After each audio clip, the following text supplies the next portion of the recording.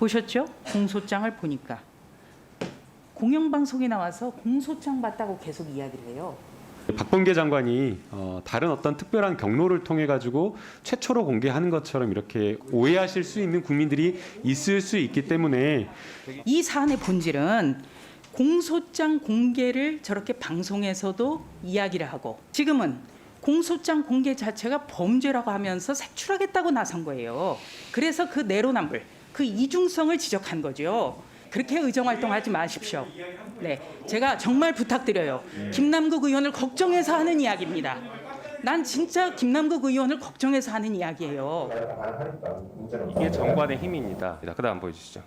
상대방 의원에 대해서 명예를 훼손하는 듯한 앞으로 김영민 의원이 고소고발된 사건을 모두 까집어서 김영민 의원을 비난해도 다 받아들이겠습니까? 지금 이 논란은요. 국민의힘에서 먼저 시작했습니다. 김학의 사건 얘기하면서 국민의힘에서 저를 얼마나 많이 거론하셨습니까? 조수진 의원님 툭하면 제 얘기하시는데 그 발언권 얻고 얘기하세요. 눈 그렇게 크게 뜬다고 그렇게 뭐 이렇게 똑똑해 보이지 않으니까 발언권 얻고 말씀하십시오. 자, 그렇게 표현을 앞으로 좀 정지해서 해주실 필요가 있고요. 예. 잠시 정회하다가 8시 30분에 속개하도록 하겠습니다. 정회를 선포합니다.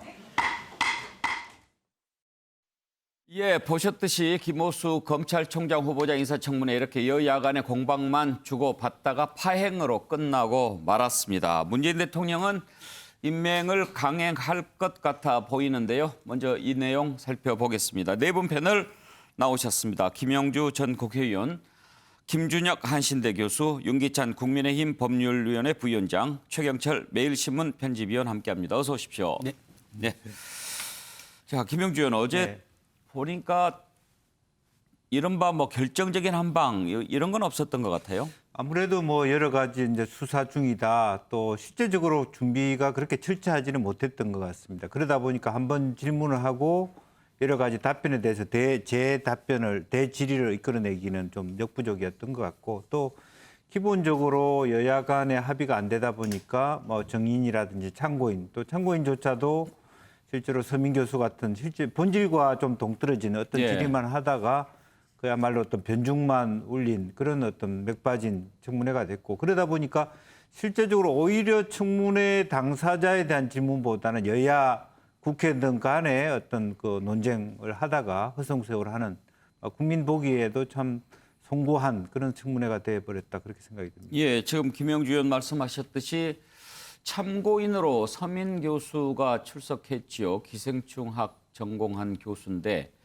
왜 나왔는지 충분히 활용을 했는지 그건 잘 모르겠습니다. 그런데 오고 갔던 얘기들 들어보면 왜 나오라고 했을까 그런 생각이 드는데요. 그 장면 한번 잠깐 보시죠. 지금 법사위에서도 아마 교수님 글 때문에 좀 일종의 마음의 상처받는 분도 있을 거예요. 그분이 이제 그러니까 국회의원이 되면은 국민을 대변하는 그런 정치를 좀 하시면 좋은데 그게 아니라 특정 세력을 위한 그런 정치를 한다. 이제 그런 것이 너무 안타깝고 그분이 또 나이도 젊은 분이기 때문에 앞으로 이제 재선, 삼선 뭐 하고 그러려면 조금 좀 생각을 좀 해주시면 좋겠다 이런 마음으로 이제 그 비판을 한 것이지 뭐 미워해서 그런 게 아니라 애정 있는 비판이었고요. 조국 흑서를 같이 네. 다른 필진과 제작을 하셨는데 네. 진승훈 교수님도 확인하셨나요? 아니 그게 저희는 진짜 비즈니스 관계입니다. 가족이 아니라 저희 국어 흑서를 쓰고 인쇄를 나눠 갖고 행복하게 헤어졌고요. 전 지도 선생님 존경한다고 지금도 생각합니다. 지금 계속 말합니다. 그러니까 제가 그 디테일에 약하고 뭐 그래서 선동을 많이 하는 경향이 있고 저 선동가라는 말 동의합니다. 전적으로 동의합니다. 네. 김준혁 교수, 네. 왜 부른 거죠? 저 서민 교수를? 아무래도 이제 서민 교수는 조금 전에 화면에서 그 김남국 의원이 이야기했듯이 조국 흑서에 예. 이제 공동 저자 중에 한 분 아니겠습니까? 그런데 지금 이제 질의를 했던 김남국 더불어민주당 의원이 조국 백서의 저자 중에 한 명이고요. 예. 그러니까 서민 교수가 이제 했던 이야기는 나는 평생 진보일 줄 알았다. 그런데 조국 사건을 보면서 내가 생각하고 있는 진보의 개념이 깨져버렸다. 뭐 이런 이야기를 지금 했었는데요. 조국 청문회 하는 거 아니잖아요. 네, 그렇습니다. 그런데 이제 그런 과정에서 이 김남국 의원이 생각하고 있는 그런 검찰 개혁이라고 하는 부분들이 사실은 그 서민 그 단국대 교수가 생각하고 있는 검찰 개혁이라고 하는 것과 다르다.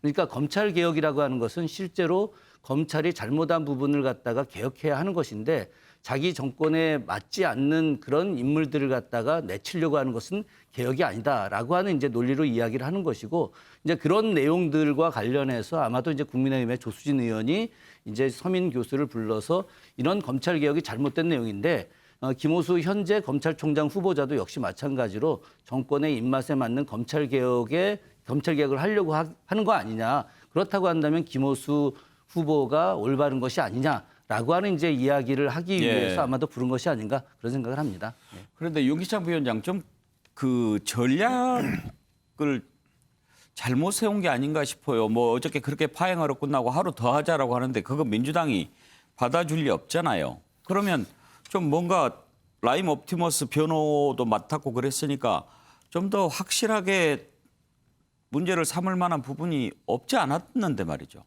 근데 전반적으로 제기된 문제만 보더라도 사실 거기에 대한 해명을 봐야 되거든요. 근데 해명을 쭉 하셨지만 그 해명이 사실은 충분치 않다는 거죠. 뭐 큰 한방보다는 예를 들면 옵티머스하고 라임 사건의 실제 거기 사기 피의자분들을 변호한 것이 아니다 이런 취지로 말씀 주셨는데 그 옵티머스나 라임은 사실은 부실 판매도 문제가 큰 것이거든요. 그 부실 판매로 인해서 손해가 더 확대된 것이기 때문에 그분들을 변호했다는 것 자체도 사실은 물론 변호사로서 변호하는 건 문제가 없지만 이제 해명 자체를 해명의 기준이나 내용이 조금 뭐 의아한 부분이 없지 않아 있고요.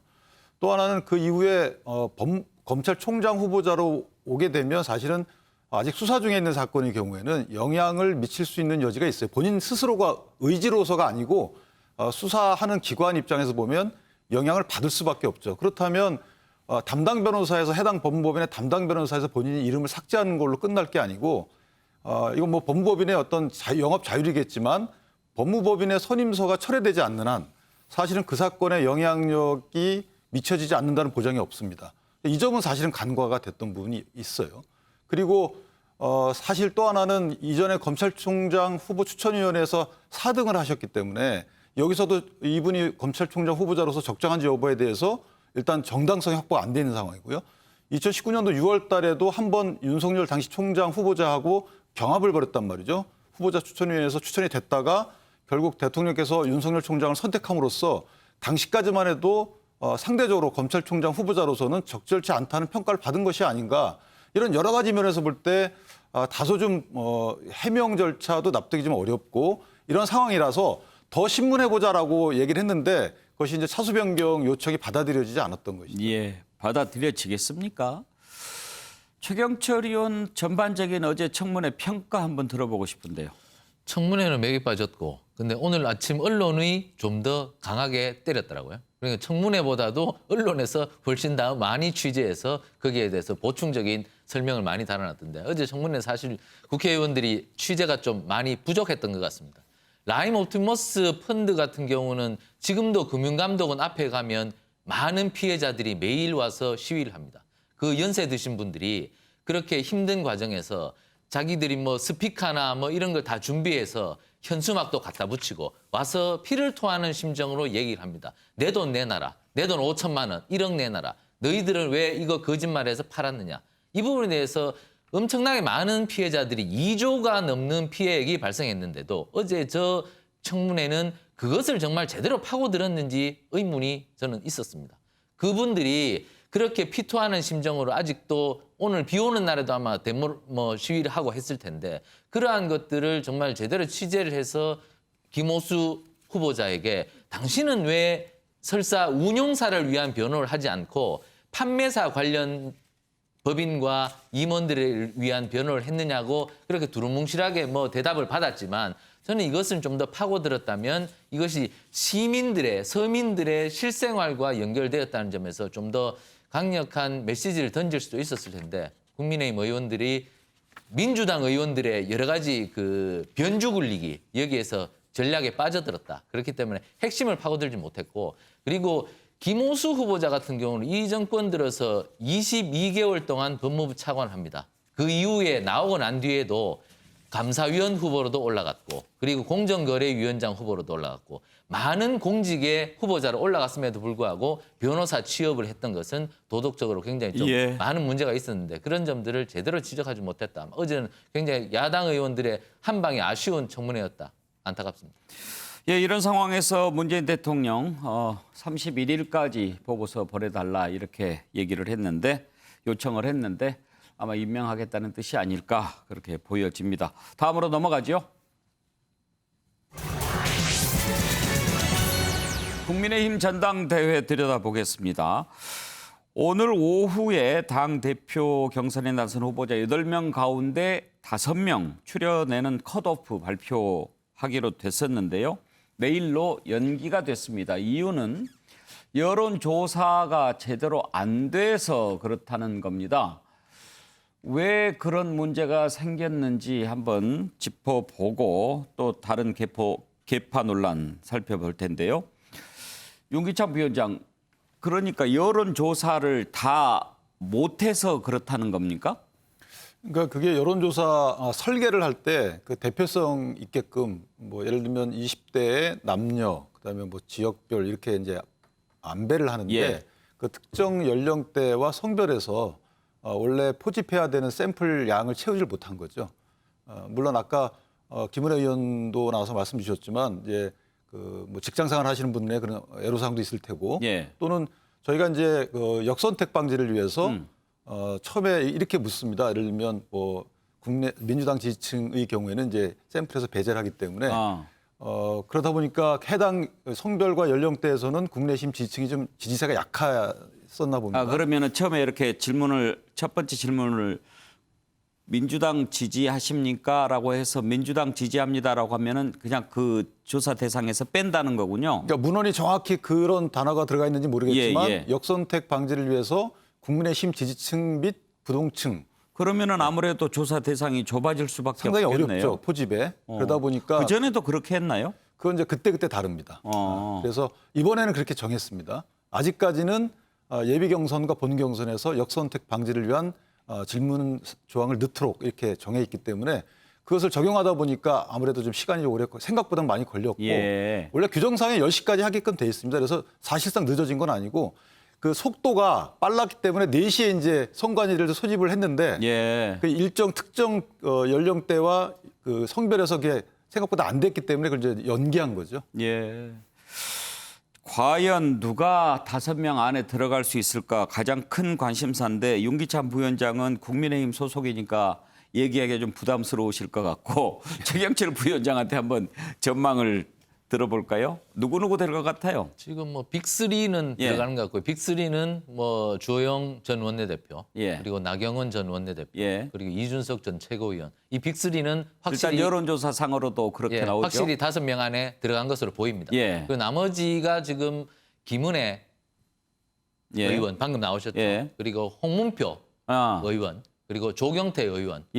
그렇게 3명이 경합하는 걸로 들었습니다. 저는 김웅 의원도 이준석 전 최고위원하고 지지층이 겹치면서 김웅 의원도 지금 5명 밖으로 순위로 나갔다고 제가 아까 오후에 듣고 들어왔는데 정확하게는 뭐 오전 8시에 나오겠지만 일단 그렇게 그 나머지 2장을 갖고 그 3명이 지금 경합을 하고 있는 것으로 이렇게 듣고 있습니다. 어쨌든 빅3의 우열은 확실히 가려졌기 때문에 앞으로 최종 결선에서도 이 3명이 굉장히 그 경합을 벌이면서 아주 굉장히 지금 바짝 세게 붙었답니다. 그렇기 때문에 예측할 수 없는 싸움이 벌어졌다. 뭐 이번 국민의힘 당대표 선거만큼 흥행에 성공한 사례는 과거 어떤 사례보다도 찾을 수 없을 것 같습니다. 그래요. 일단 흥행은 성공한 것 같아 보입니다. 상당히 관심이 높으니까요.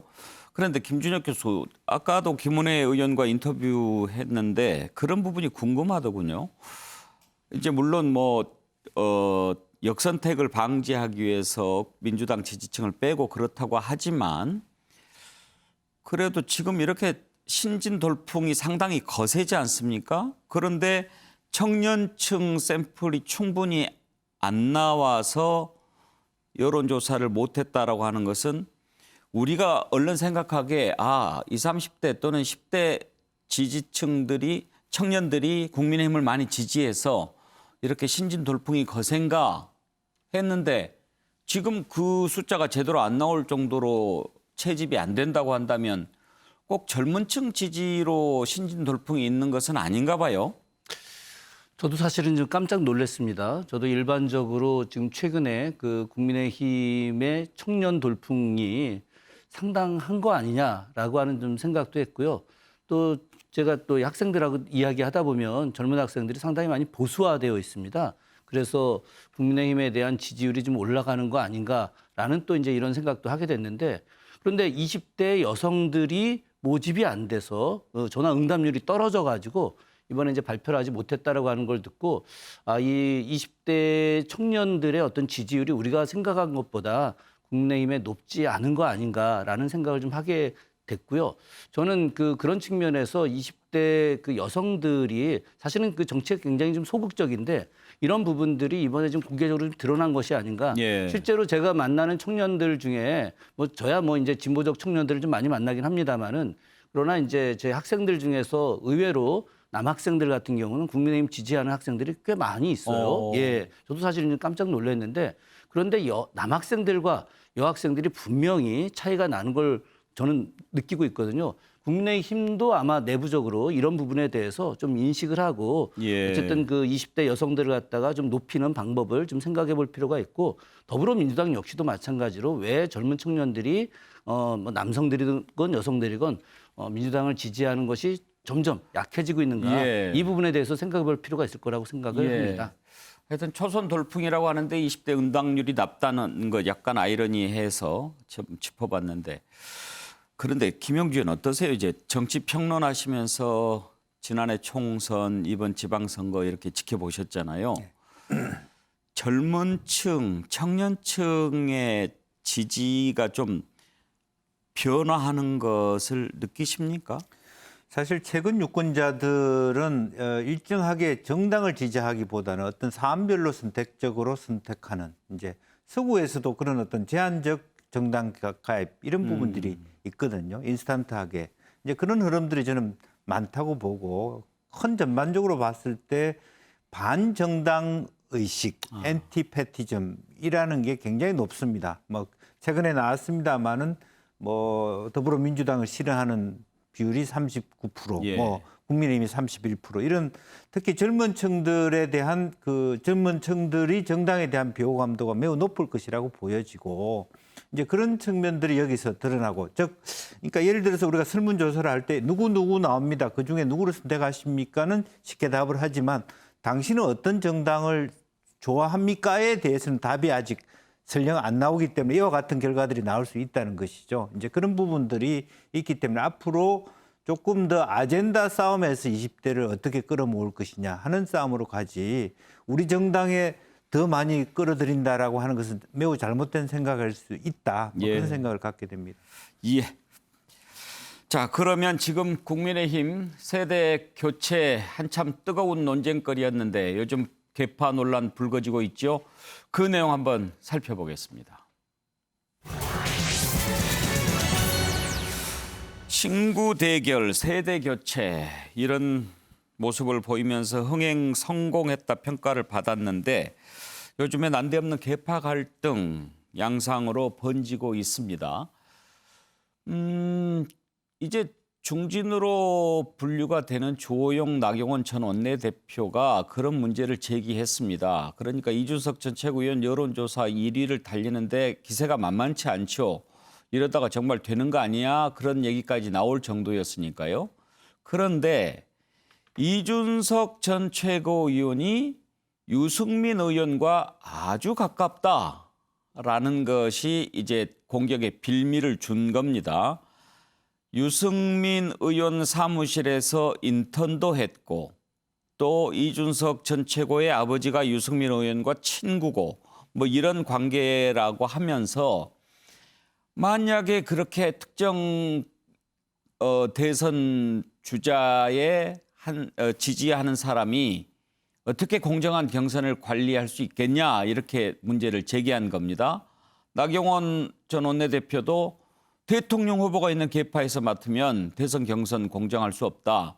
그러면서 심지어 이준석 전 최고가 대표가 되면 대선 후보는 유승민, 당권은 이준석 이렇게 나눠 먹기로 짬짬이 한 거다. 뭐 이런 얘기까지 나오는 상황입니다. 여기에 대해서 이준석 전 최고 탐욕스러운 선배들이라고 즉각 반박했고 김웅 의원, 김은혜 의원 이런 것들은 정말 사라져야 될 망령이다 비난합니다. 이 내용 한번 살펴보죠. 관련된 녹취를 들어보죠. 이게 어디 있으면 우파 보수 시민단체로 알고 있거든요. 예. 거기서 뭐 저하고는 어떤 소통도 없이 그런 결정을 한 걸로 저도 나중에 보도를 보고 알았는데 현역 의원 하나도 없는 그게 무슨 개파입니까? 개파라고 하면 주로 현역 의원들 중심으로 당 대표가 되거나 대통령 후보를 중심으로 일어나는 거 아니겠습니까? 그렇죠. 예. 그런 개파라면 언론에서 지금 유일하게 유승민 개파만 있다고 보도되고 있지 않습니까? 의원들 열몇 명 정도가 개파를 형성하고 있다. 이런 것이지 우리 당내 딴 개파는 없습니다. 지금. 도대체 자다가 봉창 두드린 소리 같네요. 네.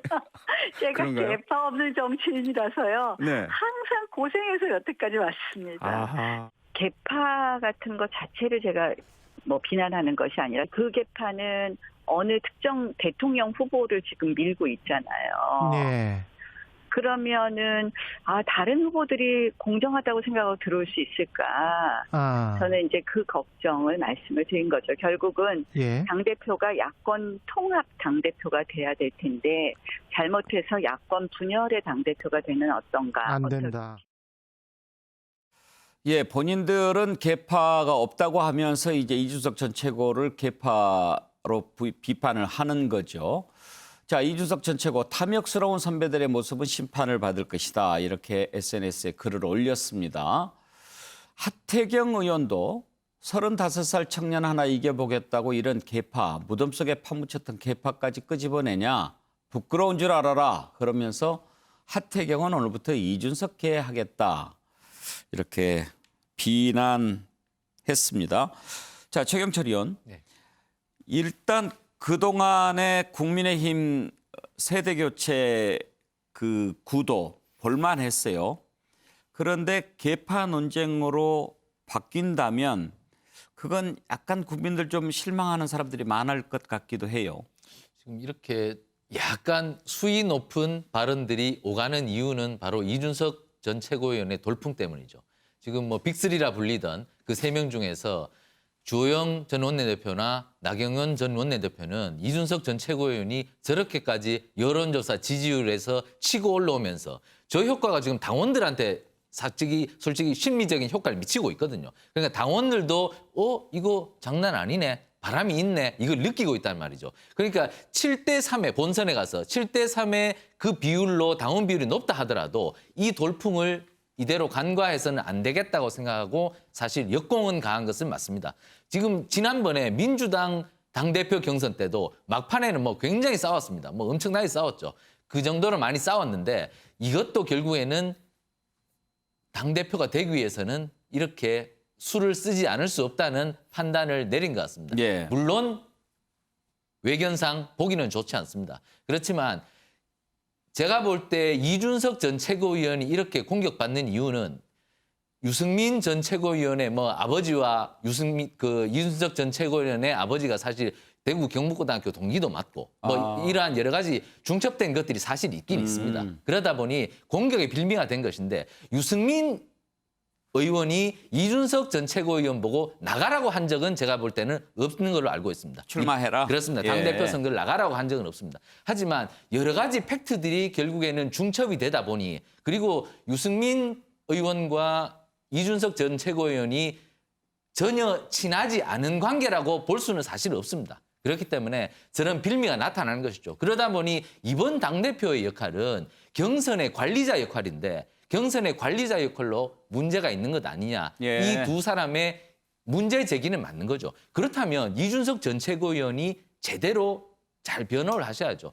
그렇게 탐욕스럽게 욕심 부리는 것이다. 두 선배를 욕할 것이 아니고 나는 이렇게 공정하게 관리할 것입니다. 내가 사적으로 친한 사람과 어떻게 지금까지 정치 인생 하면서 절대로 손잡고 그렇게 사심 엮어서 행동하지 않았습니다. 전 앞으로 이 길 공정하게 가겠습니다. 이렇게 대답하면 될 텐데 예. 저렇게 좀 감정적으로 받은 것은 조금 이전 투구의 모습이 아닌가. 저는 이성적으로 대응하고 합리적으로 발언한다면 뭐 국민의힘이 좀 마지막 당대표 경선 마무리할 때까지 아름다운 모습 보일 거라고 생각합니다. 그래요. 이제 듣고 보니까 뭐 좀 친밀한 관계인 것 같은데 친밀하다고 해서 꼭 개파다 이렇게 보기는 힘들 수도 있죠. 그런데 윤기찬 위원장 만약에 그렇게 개파 논란으로 프레이밍을 갖고 가려고 하면 이준석 전 최고 입장에서는 거기에 안 말려드는 게 더 지혜롭지 않았을까요? 그렇죠. 이게 사실은 그 개파 논제, 개파라고 할 수 있으려면 친선 관계에 따라서 이제 불공정이라는 어떤 그 요소가 들어가야 되는 것이거든요.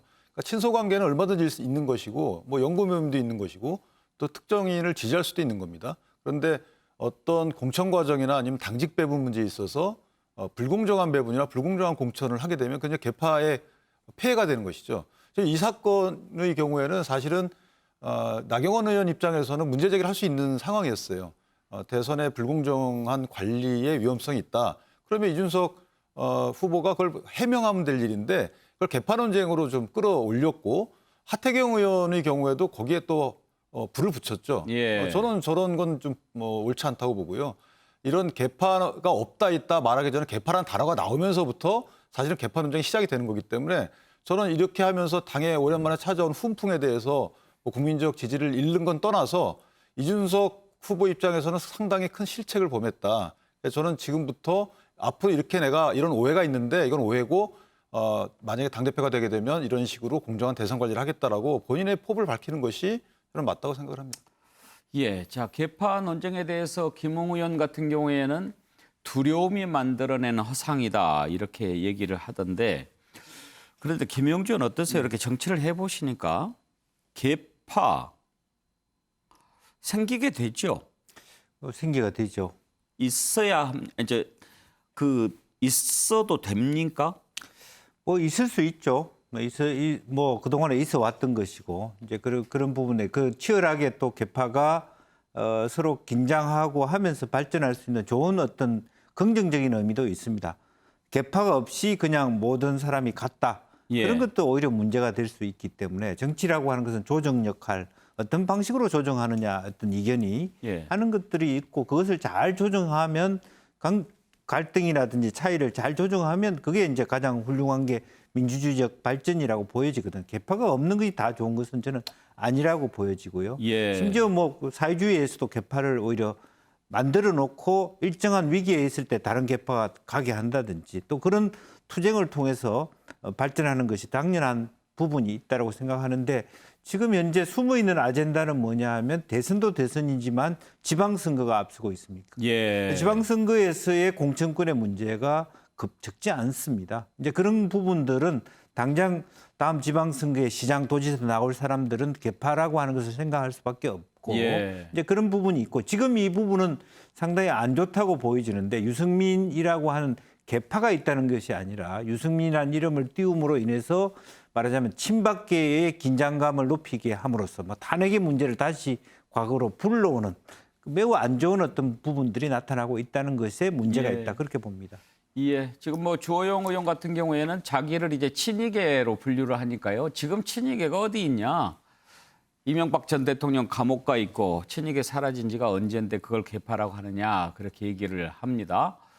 이재호 의원 친이계 좌장으로 불렸죠. 이재호 전 최고도 뭐 친이계 지금 뭐 친이계가 어디 있느냐 이렇게 얘기를 하는데 김주적 교수 이제 정조대왕 전문가시고 우리 한국사를 쭉 이렇게 보시면 우리가 개파 정치에 대해서 조금 안 좋게 보는 것도 역시 그때 노론 소론 또 이런 붕당 정치의 폐해를 우리가 아주 안 좋은 걸로 이렇게 학습을 한 것 때문 아니겠습니까? 그런데 어때요?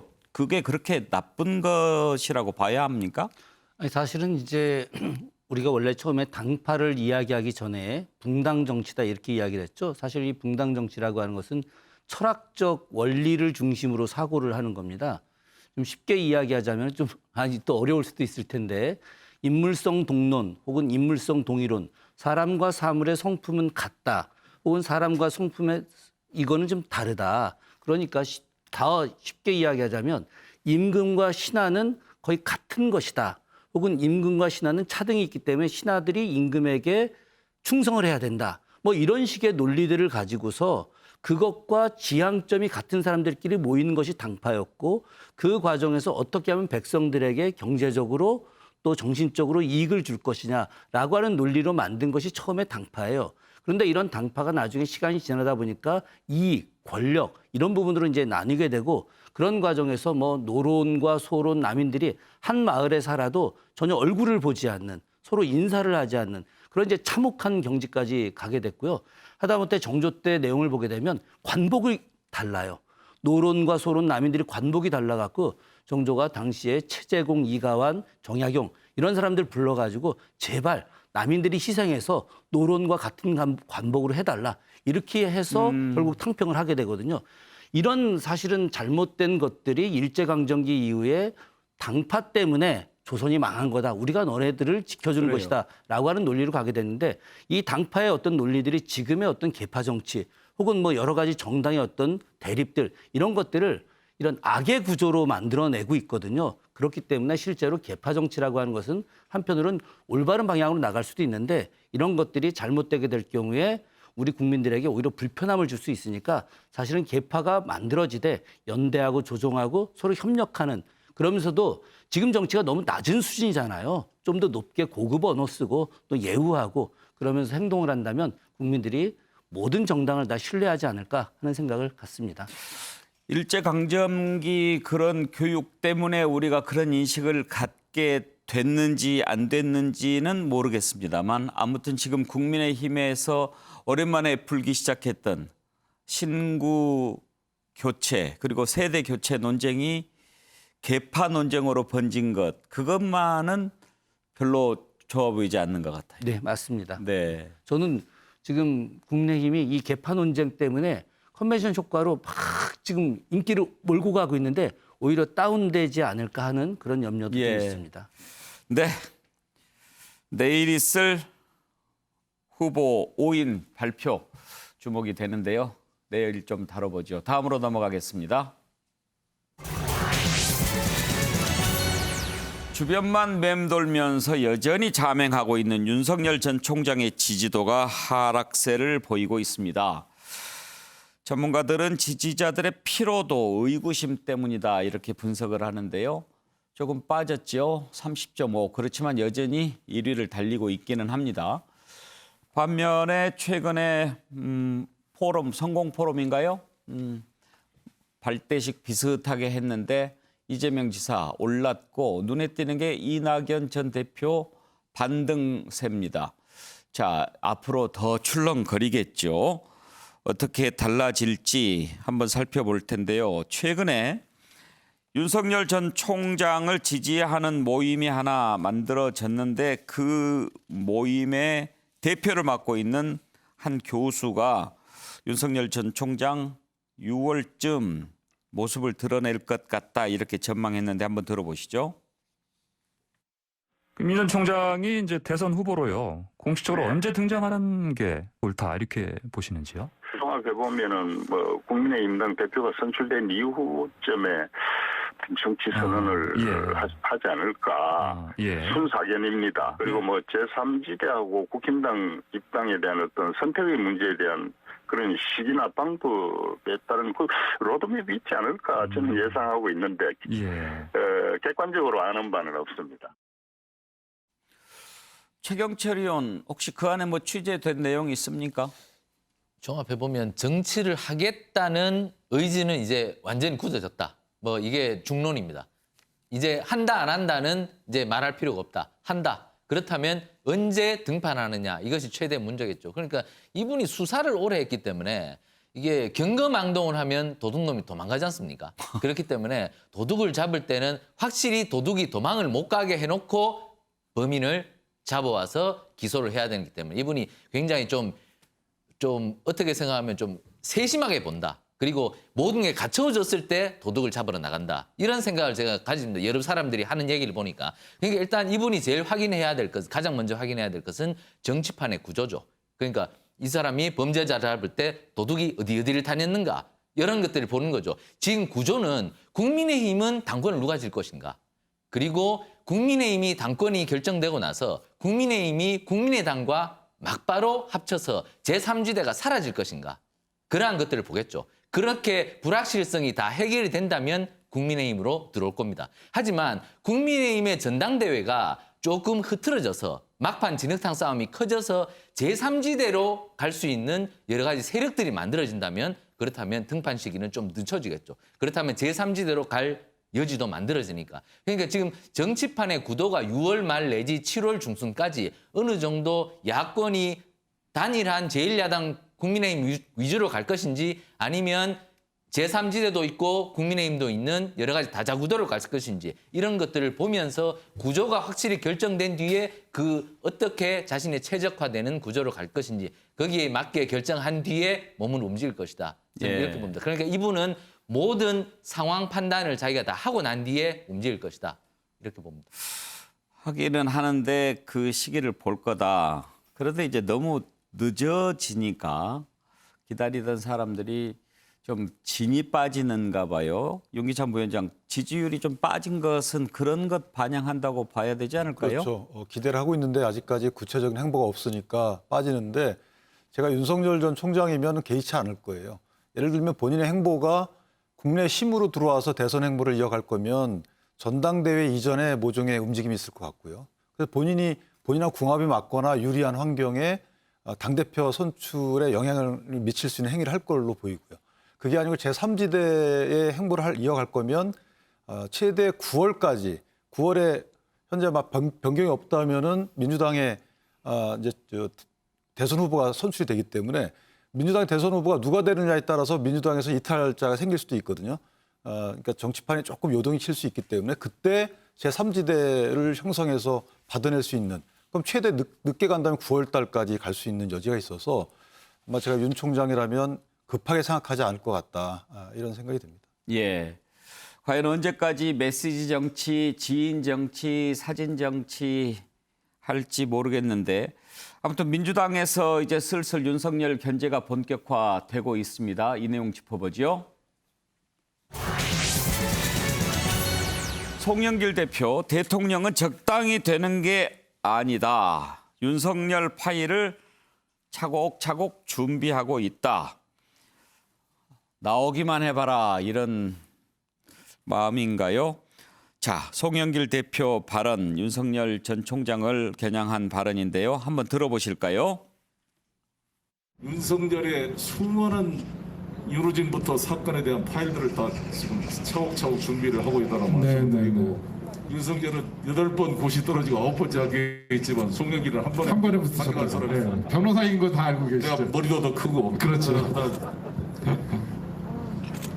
대한민국의 대통령이 적당히 되는 게 아닙니다. 네. 저 하나씩 제가 자료를 체크하고 있다는 말씀을 드리고.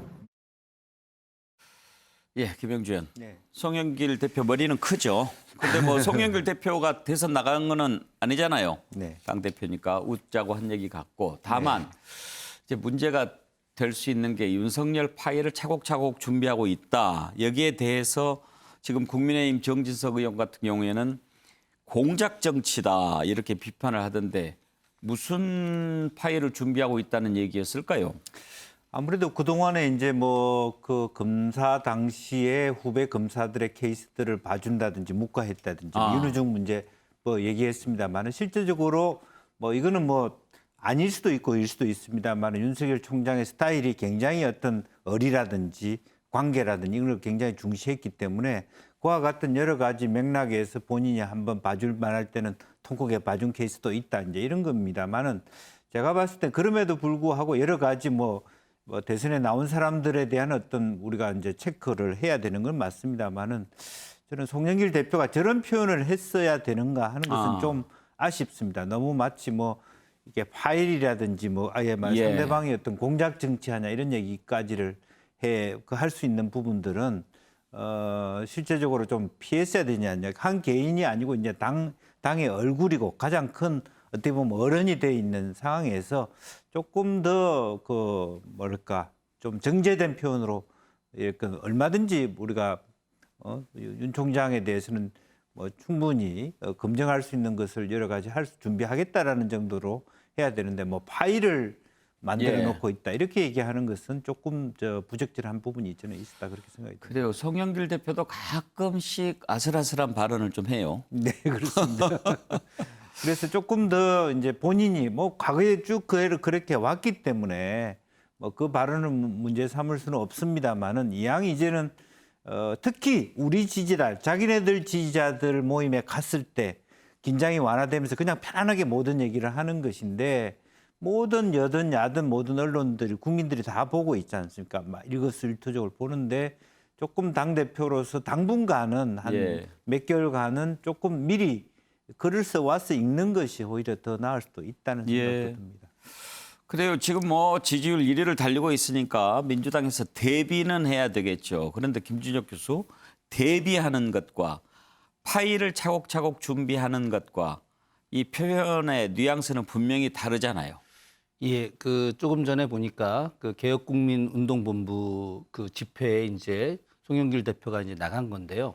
그 모임은 이제 민주당 당내에서도 가장 그 강성 지지층이라고 좀 볼 수 있거든요. 네. 지난번에 이제 그 검찰 개혁 혹은 뭐 조국 장관과 관련된 그런 그 촛불 집회를 주도했던 그 모임입니다. 그러다 보니까 아마도 송영길 대표가 좀 강하게 이야기를 하지 않았나 싶은데요.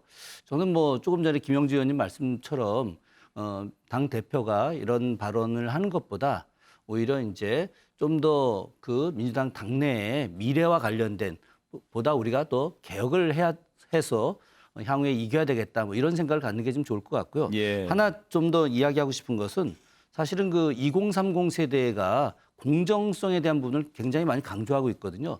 그런 측면에서 윤석열 전 검찰총장의 모습들이 그런 공정성과 관련된 의혹들이 있을 수 있다.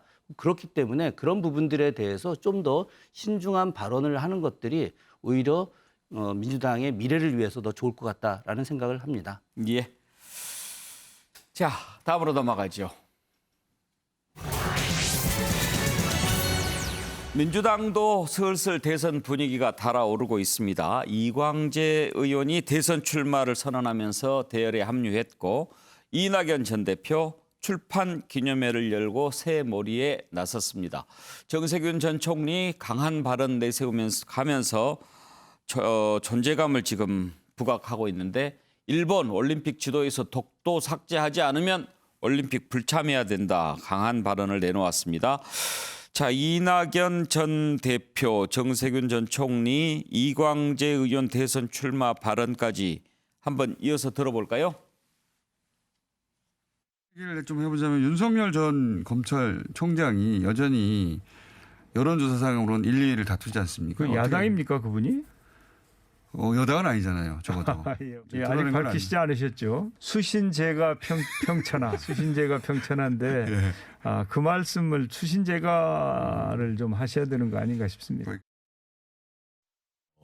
여야가 놓인 상황이 다르기 때문에 초반 레이스가 달리 보이겠죠.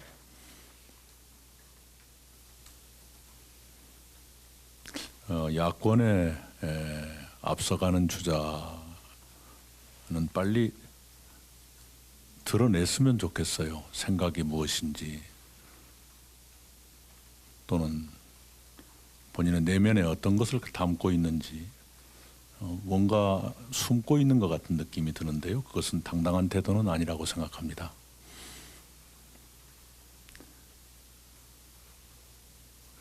국격에 맞는 지도자가 누구냐 또는 지도자를 어떻게 보느냐 하는 것은 국민의 몫이니까요. 그러나 대외 정책 또는 대외 국제적인 식견이나 감각, 경험 이런 건 매우 중요한 덕목이라고 생각합니다. 그것을 국민들께서 좀 더 중시해 주셨으면 좋겠다 하는 바람을 가지고 있습니다. 경제와 외교가 강한 나라를 만들어야 합니다.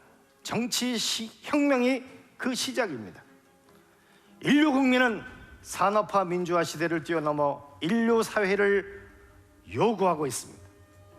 자신만이 옳다고 주장하는 신념의 정치를 넘어 문제를 해결하는 유능한 정치를 향해 앞으로 나아가야 합니다. 시대 교체, 선수 교체, 세대 교체를 이뤄내겠습니다. 저 이광재가 앞장서서 이룩하겠습니다, 여러분. 예, 자 이광재 의원 대선 출마 선언까지 들어봤습니다.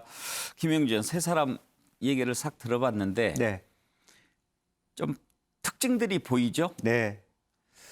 정세균 전 총리는 조금 여유가 있어 보이는 좀 부드러운 모습.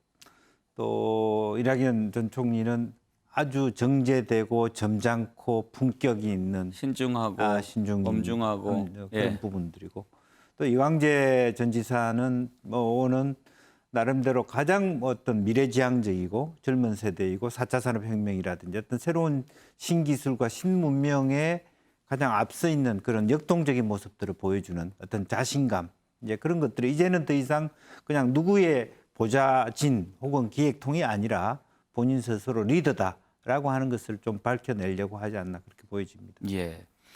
김준혁 교수 앞으로 여권의 구도가 어떻게 펼쳐질 것으로 전망하십니까? 글쎄요, 지금 최근에 정세균 전 국무총리의 지지율이 조금씩 올라가고 있지 않습니까? 또 뭐 이낙연 전 국무총리도 지지율이 조금 좀 올라가고는 있긴 합니다만은 저는 개인적으로 볼 때 이재명 현 경기지사의 지지율은 계속 25%에서 27% 정도를 유지할 것 같고요. 만약에 이재명 지사의 지지율이 30% 넘어간다고 한다면 그 대세를 막을 수는 없을 거라고 봅니다. 다만 정세균 전 국무총리의 지지율이 올라가고 있는 것을 예의주시할 필요가 있고요. 특히나 최근에 미스터 스마일이라고 표현되는 정세균 총리가 발언의 강도가 세지고 있다라고 하는 것은 바로 민주당의 어떤 지지층들을 더 좀 확 끌어당기겠다라고 하는 그런 의지의 표현이 아닌가 그런 측면에서 정세균 총리의 지지율이 반등될 거라고 좀 보고 있고요. 예. 그러면 앞으로 좀 더 이렇게 좀 박빙의 승부들 이런 흥미로운 광경들이 나오지 않을까 생각을 합니다. 최경철 의원 보시기에는 어때요? 민주당의 대선 구도 좀 변화가 올 것 같습니까? 온다면 어떻게 언제 올 것 같습니까? 제가 국회 앞에 밥 먹으러 가면요. 점심 때나 저녁 때나 민주당 사람들을 지나가다 봅니다. 제 약속 장소로 가다가 아이고 어디 가십니까? 그러면 누구 만나러 누구 말입니까? 이재명 지사 관련자를 만나러 가는 사람이 제가 볼 때는 95% 이상입니다.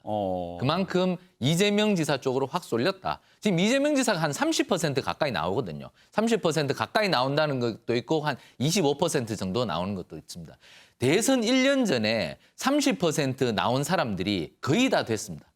YS가 됐고요. 그리고 이명박 대통령 됐고요. 박근혜 대통령 됐습니다. 30% 나온 사람 중에 안 된 사람은 이회창 전 한나라당 총재밖에 없습니다. 왜 그 사람은 두 번 다 졌습니까? 상대가 DJP 연합을 하면서 한 방 맞아서 졌고 그리고 노무현 정몽중 단일화라는 아주 큰 이벤트를 만들면서 졌습니다. 그러한 강력한 이벤트가 나오지 않는 한 30% 1년 전에 지지율 유지했던 사람들은 무조건 대세론으로 끝까지 갔습니다. 그렇기 때문에 저는 그런 통계학적 수치만 놓고 봐도 국민의힘에서 아주 큰 빅 이벤트를 만들지 않는 한 이재명 경기도지사는 지금 대세론을 갖고 굉장히 탄력 있게 갈 것이다. 저는 이재명 지사가 지금 1년 전 대세론으로 아마 계속 좀 끌고 가지 않을까. 그렇기 때문에 지금 나온 민주당의 다른 후보들도 굉장히 좀 왜소해 보이지 않을까. 저는 이렇게 예측을 해봅니다.